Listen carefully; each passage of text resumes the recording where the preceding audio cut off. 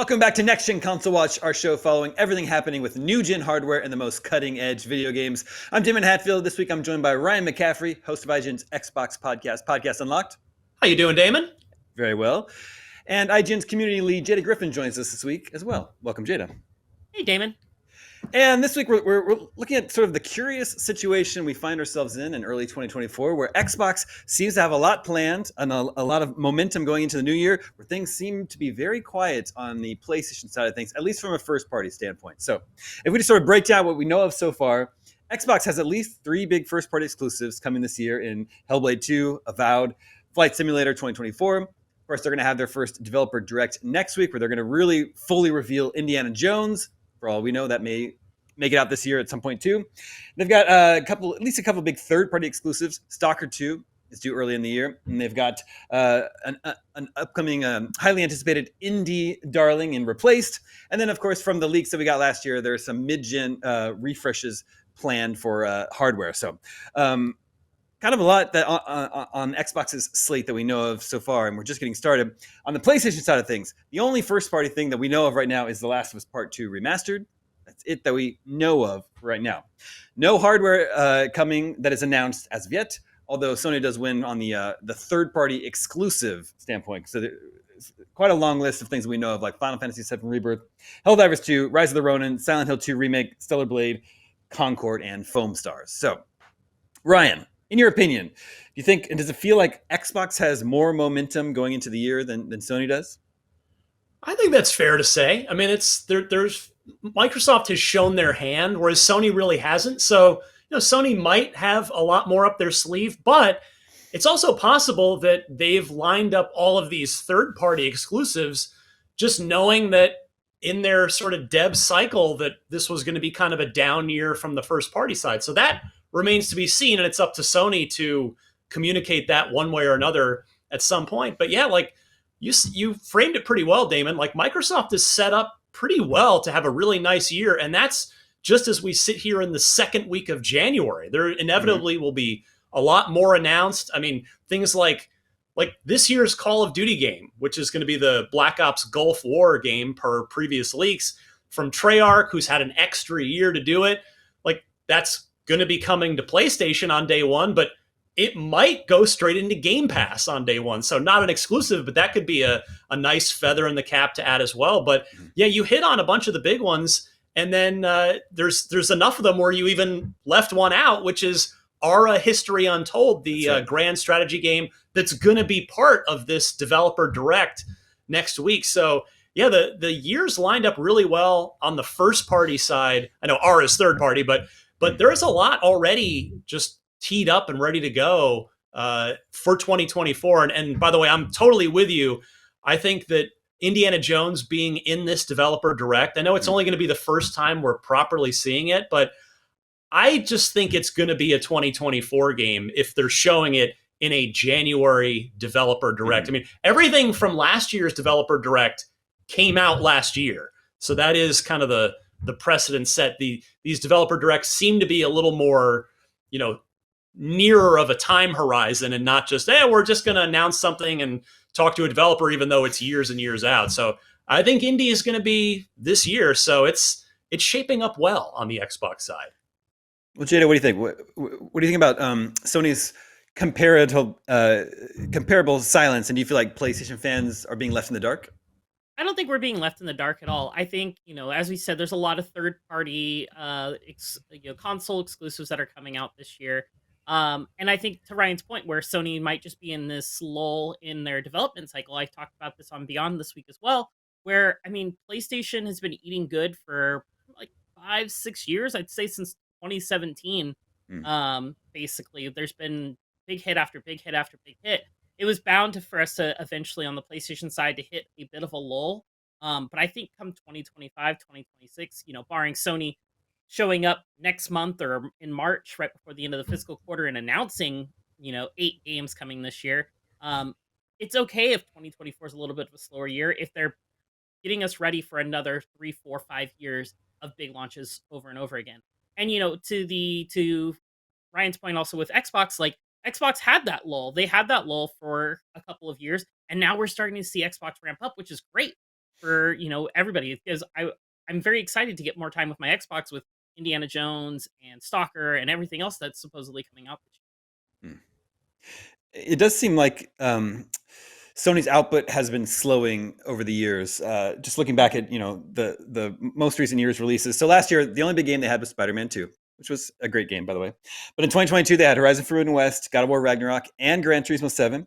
year. 2021, they had Ratchet and Clank Rift Apart and Returnal. And then 2020 was just a colossal year for Sony. They launched PS5. They had Miles Morales, Sackboy's Big Adventure, Demon Souls, Astro's Playroom. And then earlier in the year, they also delivered Ghost of Tsushima, Last of Us Part 2, and Dreams, all within that 12-month period. So it does seem like it's slowing down. And maybe it is just the natural...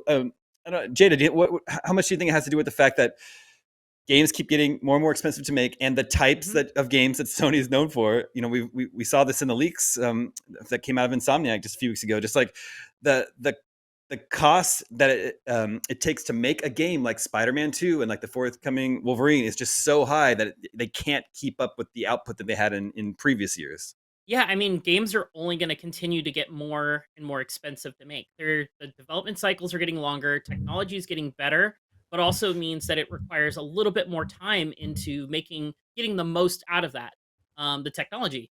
Also, we're halfway through the PS5 lifespan, so like a lot of things are starting to figure out tips and their little tricks and stuff for development, which helps. But as they start experimenting with more things or branching into new genres, as we saw, Naughty Dog trying with The Last of Us multiplayer and then inevitably stopping because it just wasn't a good fit for them. I think a lot of companies are trying those new things, and some of them may be going smoother than others, and others just aren't going well. So like that also factors into it. Well, Jay, do you have any prediction for what Sony might have in store for this year in terms of first party stuff? I'd say prediction wise, I'd say we probably will hear something from Sucker Punch this year. I don't think we'll see anything from Sucker Punch releasing this year, unless they happen to dive into like a past release type thing and do some type of remaster. I think that's where all my money's at. I could also see Housemarque, starting to announce things. I think this year's really going to be Sony's going to be focusing on their third party stuff. I don't foresee a bunch of stuff first party this year. Well, of course, we started this very show back in 2020, which was an election year, and the whole idea was to sort of like pit these two platforms against each other and have the experts argue it out. In reality, we're all good friends, and we like video games on whatever platform they are. But Ryan, to sort of like play into the sort of idea of the show, do you feel like it would be unprecedented for Xbox to go through a year with multiple first-party exclusives and for PlayStation to have none? Surely that would have to be a huge win for Xbox.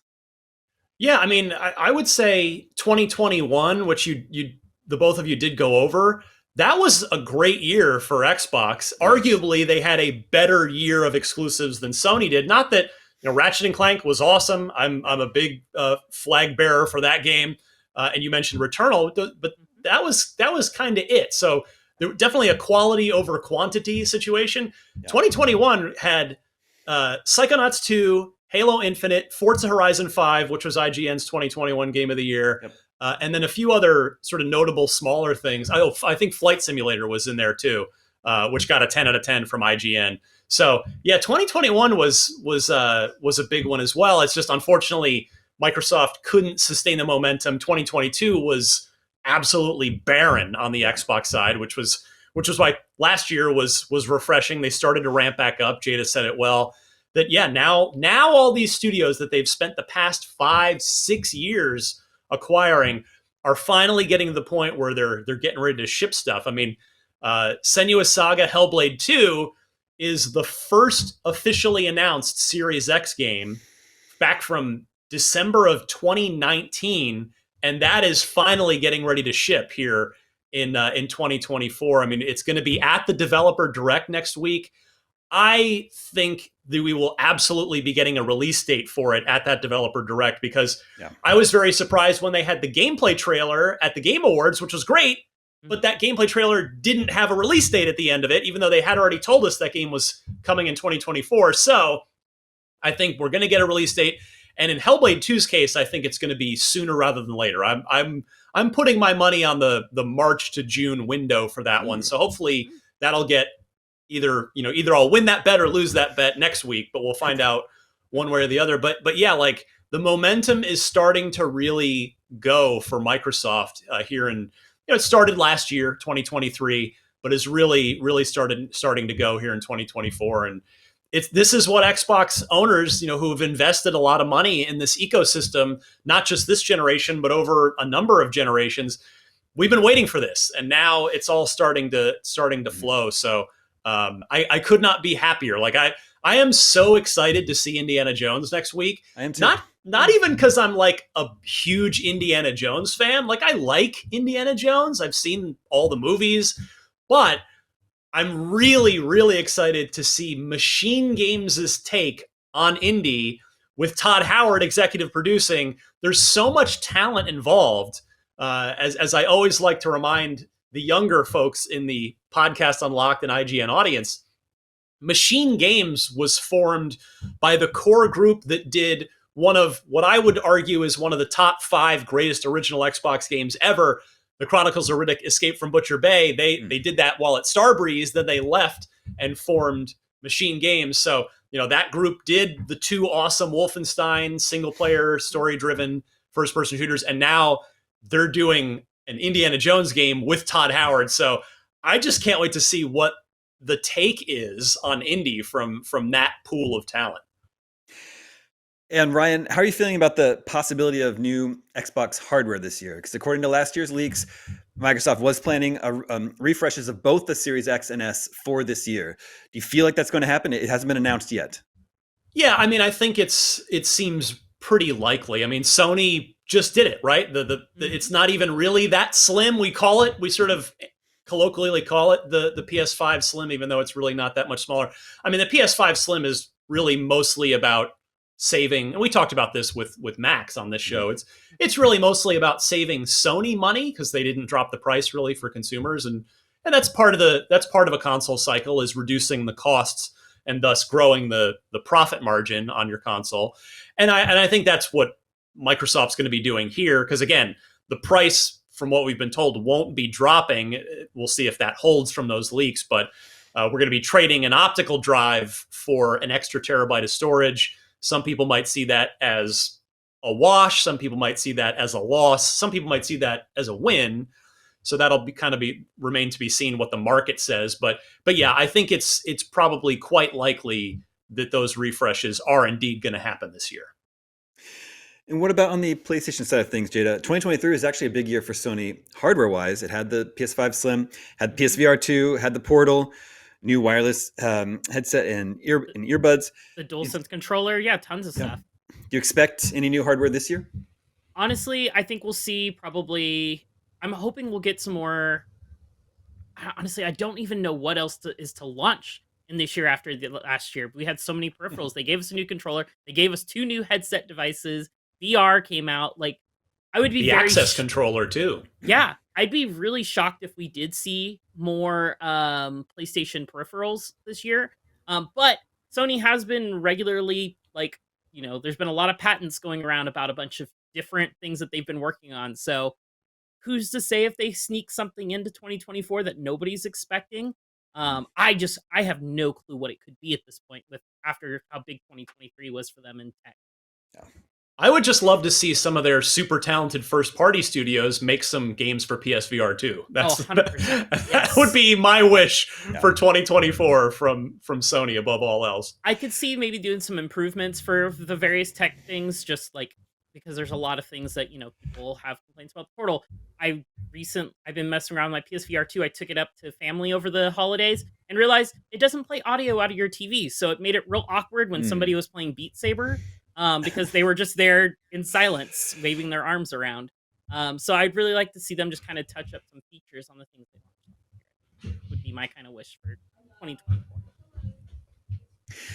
Well, in any case, it's still early days in the year. Like we were saying, Xbox seems to have a lot of momentum, but if we've learned anything about PlayStation over the last couple of generations, that you should never, ever count them out. It'll be exciting to see what both sides have in store for us this year. We have the results of the poll from last episode. We were talking about big reveals we hope to see this year. We asked you, the audience, what reveal you're most hoping to see in 2024. The winner by a landslide is new Nintendo hardware. with nearly 60% of all votes picking that over everything else. But Ryan, coming in last place, less than 10% of votes was new Xbox hardware. Well, that's because the current Xbox hardware is great. We don't need. That's true. We really don't need it. I mean, hey, I'll admit, Damon, I voted for Switch 2 in the poll. Like I'm one of the, like that's what I really want to see this year. The Series X, we're just gonna get some games like we've been talking about this episode. Hardware's fine. It's Nintendo that needs some hardware, and I can't wait to see it. Yeah. Everyone's excited about that. Because when they announce it, we can start talking about Nintendo more on this show. Poll for you to vote on for next episode. What console exclusive are you most excited for this year for PS5 or Xbox Series X? Something on the Xbox side, Stalker 2, Hellblade 2, Avowed, or on the PlayStation side, Final Fantasy VII Rebirth, Rise of the Ronin, maybe Concord. Make sure to vote at IGN.com the day this episode goes live. We'll share the results with you next episode, and that's going to do it for this edition of Next Gen Console Watch. Thank you to both Jada and Ryan. Thank you to Jobert and Marian and everyone else working behind the scenes in the LA studio to make this episode possible.